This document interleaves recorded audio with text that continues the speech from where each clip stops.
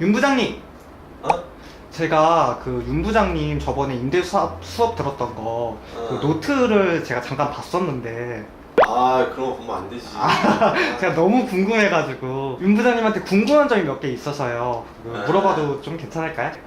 바쁜데 뭐 시간 내주긴 하는데 어려운 질문 하지 말고 내가 토대로만 한번 해줬으면 좋겠어. 네, 알겠습니다. 윤 부장님 그 임대사업 수업 들었을 때 혹시 그거에 대해서 느끼셨던 점을 좀 궁금해가지고. 일단 뭐 이제 임대 사업에 대해서 일단 좀 느낀 점이라고는 일단 이놈의 임대 사업이란 게 일단 너무 복잡하고 어렵고, 그러니까 나도 지금 되게 헷갈리는데 이제 일반 사람들이 느끼기에는 이제 얼마나 이제 뭐 오죽하겠냐 뭐 싶은데, 이게 정책이라는 게 한번 나오면은 그대로 뭐 지키면 되는 건데 얼마 지나지도 않아서 또 바뀌고 하니까 뭐 그럴 수밖에 없겠지. 뭐 일단 그런 이유를 또 따져보자면은 정책 하나 발표할 때 무슨 기분파도 아니고 뭐 이랬다 지금 저랬다가 난리가 아닌 것 같아. 그러면 정작 피해는 고스란히 이제 국민한테 국민 몫이 되는 건데, 여튼간에 그래도 이제 이 임대 사업을 잘 활용을 한다면은 왜 세테크라는 말이 있잖아요. 이 세테크 효과가 있는 것처럼 활용을 좀 잘 해보자고 권해드리고 싶지.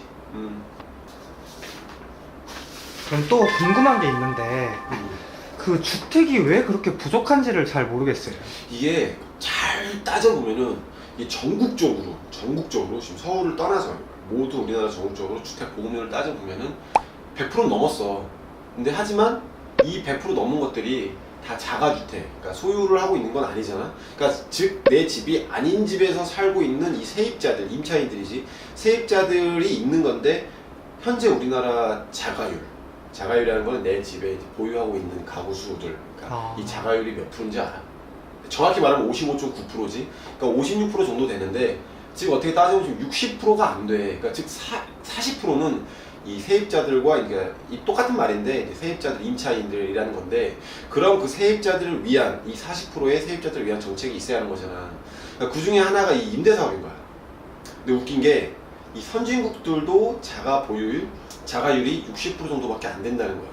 세계 어느 나라를 뒤져봐도 이 40%의 선진국들을 포함해서 40%의 세입자들이 존재한다는 거지.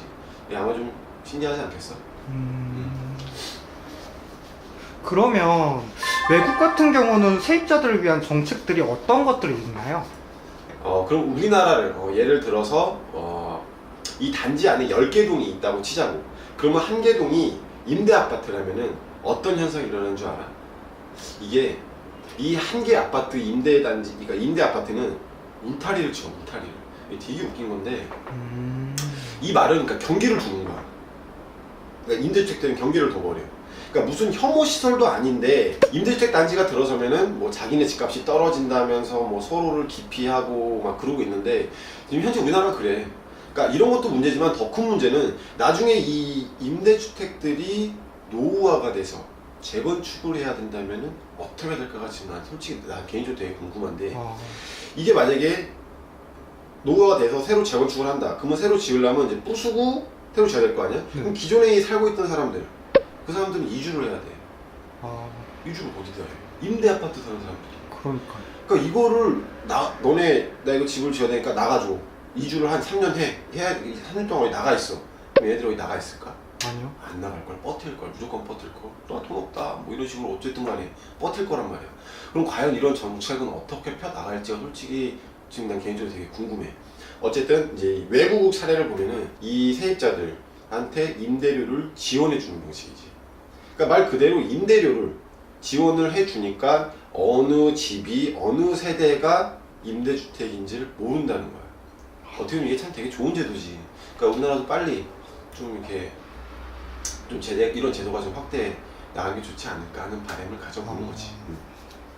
제가 대략 조사해본 바로는요, 임대주택법이 민간 임대주택에 관한 특별법과 공공주택 특별법으로 분리가 됐다던데, 이거에 대해서 간단하게 설명 좀 부탁드릴게요. 간단하게. 이걸 간단하게 하라고? 네. 이런 건 설명 자체도 힘든데. 일단은 자, 모든 기점이 있는데, 기점이 2015년 12월 29일, 이건 꼭 기억해야 돼. 2015년 12월 29일을 기해서 분법이 됐어. 그러면 2015년 12월 29일 그 이전에는 그 아까 전에 말한 민특법이라든지 이제 공공주택 특별법이 아니라 그냥 하나였어. 임대주택법. 그러니까 임대주택법 하나인데 이 임대주택법에는 임대주택, 그 다음에 오피스텔, 그리고 중공공 임대주택 이렇게 세 가지가 있는데 여기서 임대주택, 처음에 말했던 임대주택이라는 거는 면적 요건은 없었어.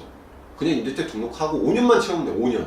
5년을 채우면 되고, 오피스텔은 2014년 2월이과 아마 2014년 4월 2014년 4월에 준주택으로서 주거용 오피스텔은 임대사업이 가능하게 된 걸로, 가능한 걸로 되면서 대신 면적 요건은 85제곱미터 이하여야 하는 조건이 있었지. 그러니까 지금은 아닌데, 내가 지금 더 말하는 지금은 아닌데 그때 당시 웃겼던 게 뭐냐면 이 오피스텔은 이 바닥 면적의 50%, 그러니까 20평이라면 10평 이상은 이 바닥 면적이 그 바닥 난방이 돼야 돼. 바닥 난방이. 난방이 바닥 난방이 돼야 되는 이런 조건이 있었는데 이건 없어졌지. 다행히도. 이건 뭐 없어지는 게 맞지. 말도 안 되죠. 그리고 중공공 임대주택은 2013년 6월에 개정이 되면서 같은 해 2013년 12월에 이제 시행이 됐는데 요건으로 똑같아요. 오피스텔처럼 85제곱미터 이하여야 하고, 그리고 얘는 지금 뭐 8년으로 알고 있는 게 아니라 그때 당시 이게 무조건 10년이었어. 그러니까 10년 동안 해야 하는 조건이 생기기 시작했지. 그리고 이때부터 임대료 5% 상승 요건, 그러니까 5% 상승 제한이지. 더 이상 상승시키지 마라. 5% 상승 요건과 최초 임대료를 주변 시세 이하로 책정을 해야 되는데 이게 되게 웃긴 거야. 이것도 물론 없어졌어. 다행히. 그때 당시 어땠냐면은 이 주변 시세 이하라는 건 대체 뭐냐? 내가 갖고 있는 물건 주변으로 이 시세의 80%, 상한선 80%를 지켜줘야 하고, 그리고 5% 상한선, 5% 임대료 상한까지 제한을 두니까 생각을 해봐. 이러면 누가 임대사업 하겠어? 네. 내 돈도 너무 많이 들어가고 상한도 뭐 임대료 올리지도 못하고 이러니까 이제 아무도 임대사업을 안 할 거라 그런 얘기 때문에 어쨌든 이건 당연히 없어졌지. 그때 당시 그런 게 있었어. 그러면서 2015년도 12월 29일 날을 기해서 이제 불법이 됐지. 민간 임대주택에 관한 특별법이랑 공공주택 특별법이 있는데, 우리는 이 공공주택 특별법에 대해서는 특별히 알 필요가 없어. 우리가 실제로 와닿는 건 없으니까 그 필요 없고, 민특법을 알아야 되는 건데, 그래서 민특법에 대해서 살펴보면은 이제 사람들이 많이 알고 있는 단기 임대, 중공공 임대, 그리고 기업형 임대, 이렇게 세 가지가 있었는데, 올해 또 2018년 7월부터 이거마저도 명칭이 바뀌었지. 그러니까 용어까지 변경이 됐는데, 단기 민간 임대주택, 그리고 중공공은 장기 일반 민간 임대주택, 그리고 기업형은 공공지원 민간 임대주택. 그때 당시 이제 면적 요건과 의무 기간을 봐야 되는데, 면적 요건은 오피스텔을 제외하고는 오피스텔만 면적 요건 85제곱미터 있었고 나머지 면적 요건은 없었어. 의무 기간은 이제는 잘 알잖아. 단기 임대주택은 이제 5년에서 이제 4년으로 바뀌었고, 공공지원 민간 임대주택도 8년이 됐지. 야, 이거 질문 하나에 이거 지금 답변 너무 긴데 이거 정리가 필요하겠다. 근데 귀찮으시겠지만 몇 가지만 더 물어볼게요. 이거 상담료 받아야 돼. 아까 전에 없어졌다는 주변 시세 80%에서 5% 상한 제한에 대해서 궁금한데요. 초기에 임대료를 어떻게 책정하냐에 따라서 임대 사업자한테 타격이 크겠네요. 그렇지. 이게 어떻게 보면은 초반에 잘 잡아야 한다는 말이 이제 여기서도 통하는 건데, 쉽게 말해서 부동산 투자를 한다는 사람들은 이 정도는 좀 알아야 되지 않을까 싶어. 이게 뭐냐면은 이 택지 개발 한다는 건 이제 공급량이 좀 많은데, 택지 개발을 하는 곳에 아파트를 분양받아서 임대사업 등록을 한다면은 처음에 임대료는 당연히 낮을 수밖에 없거든. 이게 왜 그러냐면 이제 지금 헬로시티도 그렇지만은 이게 공급량이 많다 보면은 전세가가 좀 하락하는 경향이 있어. 공급량이 많다 보니까 수요초보다 공급량이 많으니까 당연히 이제 전세가는 하락을 하겠지. 근데 이게 대부분 우리나라가 어떻게 돌아가냐면은 이 전세가 한 바퀴 돌면, 한 바퀴라는 건 2년이잖아. 전세는 계약하면 2년을 하잖아. 한 바퀴가 돌아가면은 이 전세 시세는 주로 제자리를 찾아. 그러니까 아무래도 이제 공급량이 많다 보니까 그럴 수밖에 없는 건데, 당연히 처음 임대료가 낮으면은 이 임대사업자는 자기 자본이 많이 들어가게 되잖아. 그래서 이제 어떤 방법을 쓰냐면은 임대사업 등록을 안 하고 있다가 일단은 임대사업 등록을 안 하고 일단 세입자를 맞춰. 그리고 이제 좀 시간이 어느 정도 지나다가 중간에 임대사업 등록을 해버리는 거야.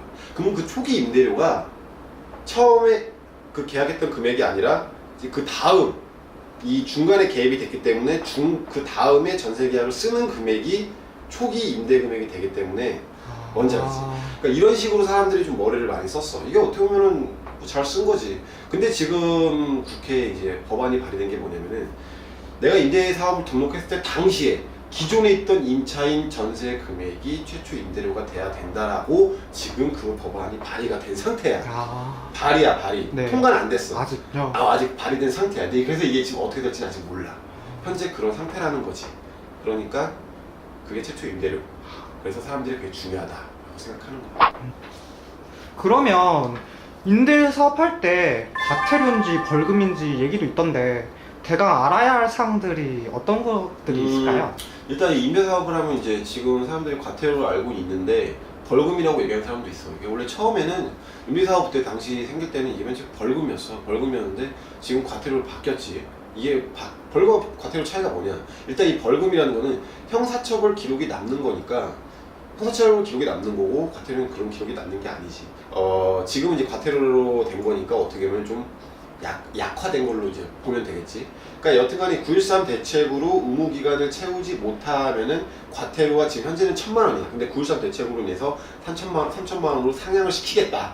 지금 이렇게 올린다고 발의가 또 이것도 발의가 된 상태인데 네. 어떻게 보면 이게 제일 무겁고 지금 과태료 범위에서는 가장 큰 금액이니까 가장 무겁고 중요한 벌칙이라고 할 수가 있는데 이 말은 곧 뭐냐? 왜 상향을 시켰냐? 나라에서는 그러니까 이거를 임대사업을 폐업하지 말아라 라는 뜻으로 이제 내가 받아들이면 되는 거야. 그리고 그 외에도 이제 임대료 5% 상한을 지키지 못했다.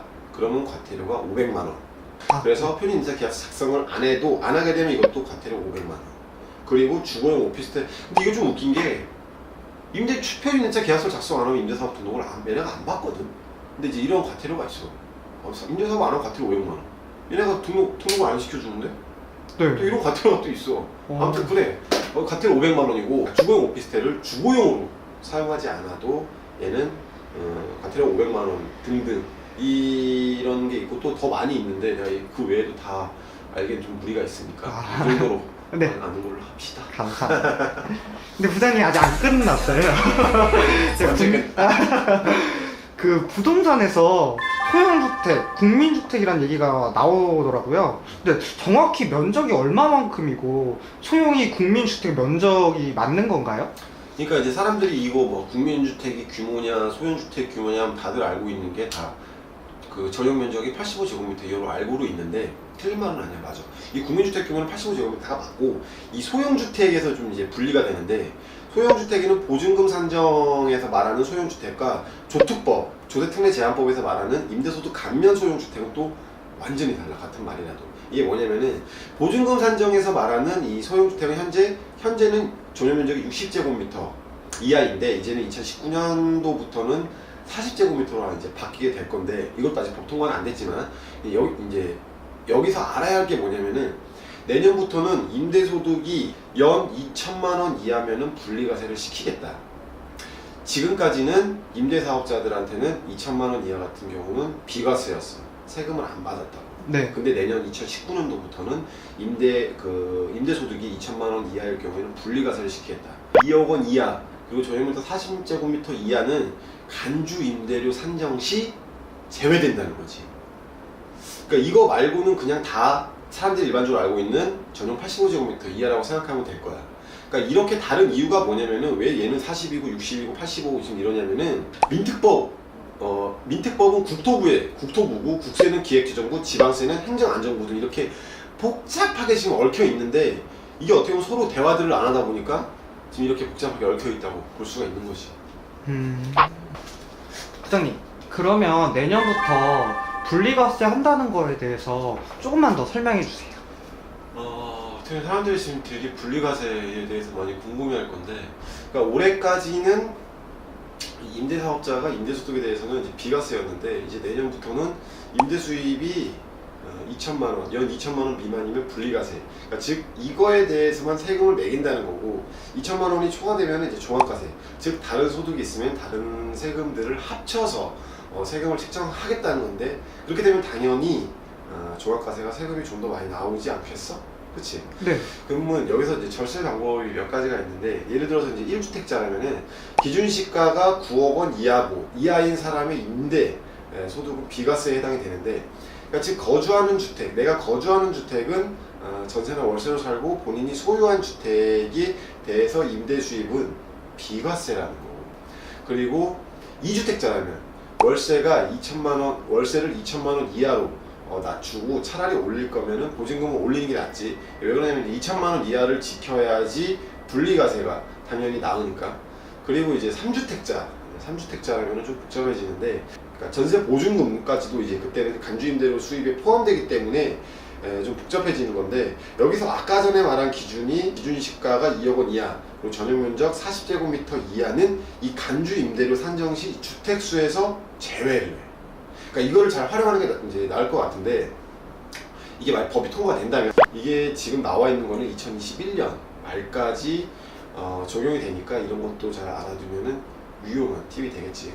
그러면 이 전세 보증금은 사람들이 이제 궁금해하는 게, 그래 연 2천만 원 알겠어, 이건 이제 월세 수입인 거잖아. 그러면 이 전세 보증금 얼마가 초과를 해야지 종합과세가 되는 거냐 하면은, 월세 수입은 2천만 원 이하, 그리고 전세 보증금 합이 21억 5천만 원 이하면 분리과세가 가능함을 의미하니까, 물론 이것도 계산하는 법은 있는데 이거 좀 복잡하더라고. 그래서 그냥 아예 외우는 게 나을 것 같아. 내가 이제 다주택자고 하면은 전세 보증금이 21억 5천만 원 이하면 분리과세가 된다, 이렇게 좀 알고 있으면 좀 편할 것 같고. 그리고 이제 우리가 지금 임대사업 얘기를 하고 있으니까, 임대사업자라면 어떤 혜택이 있냐 한번 좀 따져본다면은, 이 산출된 세금의 상당 부분을 감면을 받을 수 있다. 뭔지 몰라, 복잡해. 그냥 일단 감면을 받는구나. 그리고 임대 수익 금액의 70%가 필요 경비로 차감이 돼, 임대사업자는. 그러니까 일반 사람들은 아마 50% 차감이 될 거야. 근데 임대사업자는 70%가 필요 경비로 차감이 되고, 그리고 주택 임대 소득 외 종합소득 금액이 2천만 원 이하인 경우에는 400만 원을 또 추가로 공제를 받을 수 있는데, 나도 헷갈리니까 그냥 임대사업자라면은 이제 이런 혜택이 있구나라고 그냥 생각하면 좀 편할 것 같아. 임대사업자도 사업자 등록을 해야 하나요? 내가 이제 물론 이 이름을 잘 살펴보면 임대사업자잖아. 그러니까 말 그대로 이거 사업자 등록을 해야 되는데, 일부 사람들이 좀 착각하는 게 뭐냐면은, 임대 등록은 이제 시군구청이나 뭐 지방자치단체에 가서 이제 등록을 하고 그냥 오는 사람이 있어.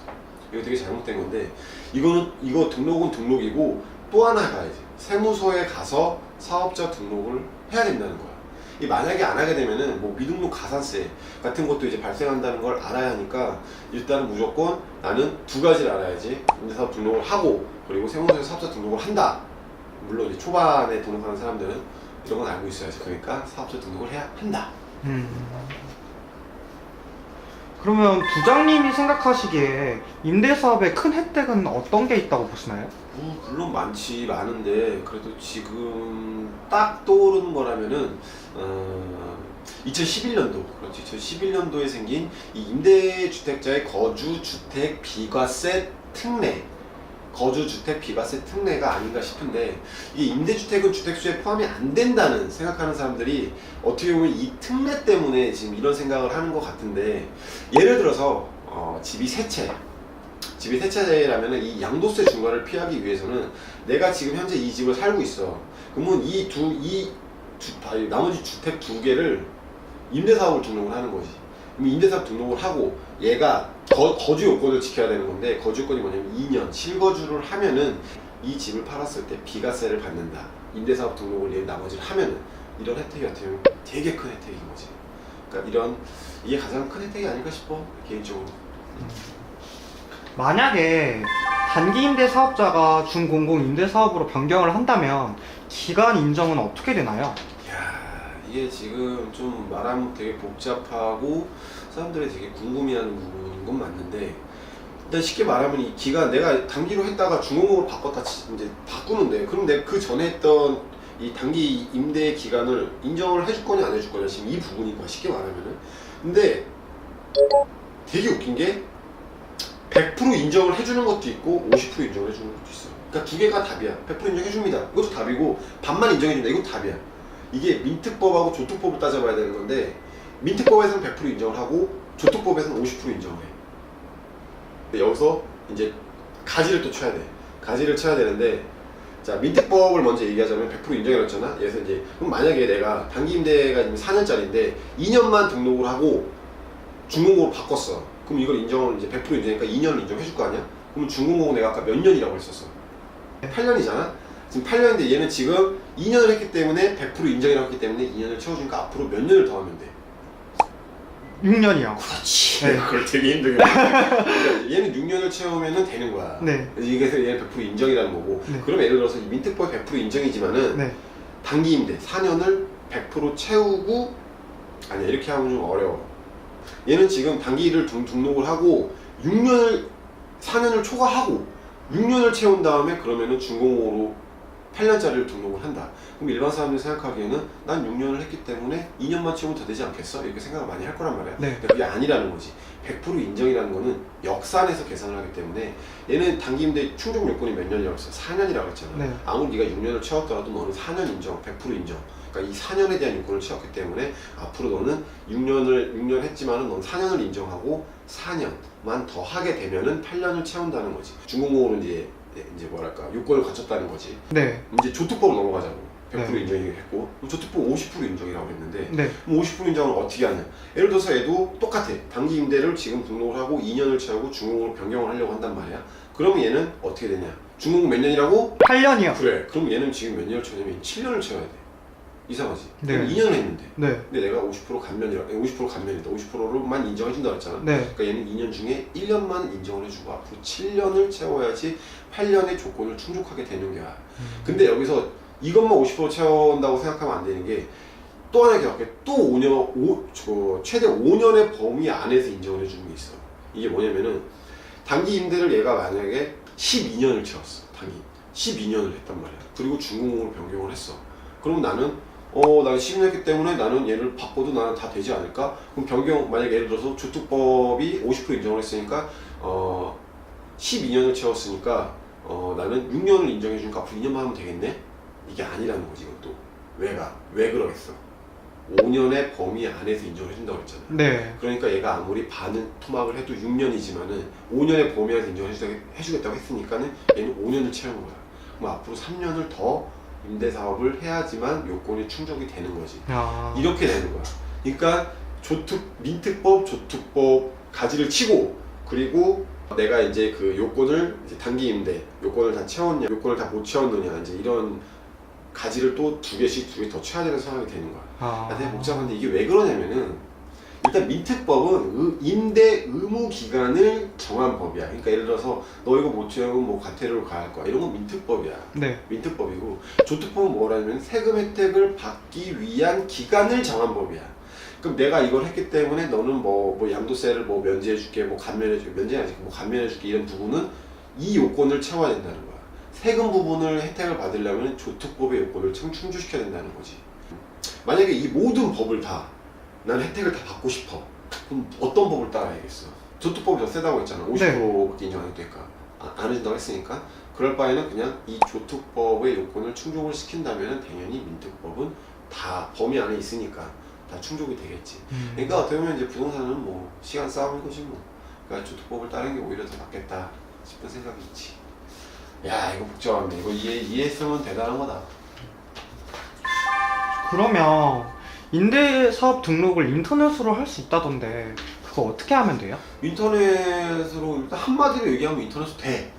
그러면 뭘 어떻게 들어가야 되냐? 그러면은 렌트홈 렌트홈을 알아야지. 이 렌트홈 사이트에 들어가면 이 임대사업 등록을 인터넷으로 할 수가 있는데, 근데 내가 겪어본 바로는 이 부동산에 관심이 있는 사람들은 좀 연령대가 좀 있잖아요. 좀 자기 자본도 있어야 되기 때문에 젊은 층들이 아마 하라면 금방 할 건데, 근데 좀 연세가 있으신 분들이 하다 보니까 인터넷 뱅킹도 안 해. 인터넷 뱅킹도 안 하다 보니까 일단 못 믿어. 할 줄 좀 알려고 하고 싶지도 안 하고. 그러니까 이제 이런 분들은 그냥 차라리 아마 그냥 먼저 직접 움직이는 게 더 속이 편하듯이 아마 이렇게 될 것 같은데, 간단해. 렌트홈 들어가서 하면 되고, 얘가 좋은 게 내가 아까 전에 세무소에 가서 사업자 등록도 해야 된다고 했는데 여기서는 그것까지 다 할 수가 있어. 그러니까 집에서 인터넷만 되면 다 가능하기 때문에 이런 좋은 시스템이 있으니까 좀 잘 활용하는 게 좋지 않을까 생각을 해.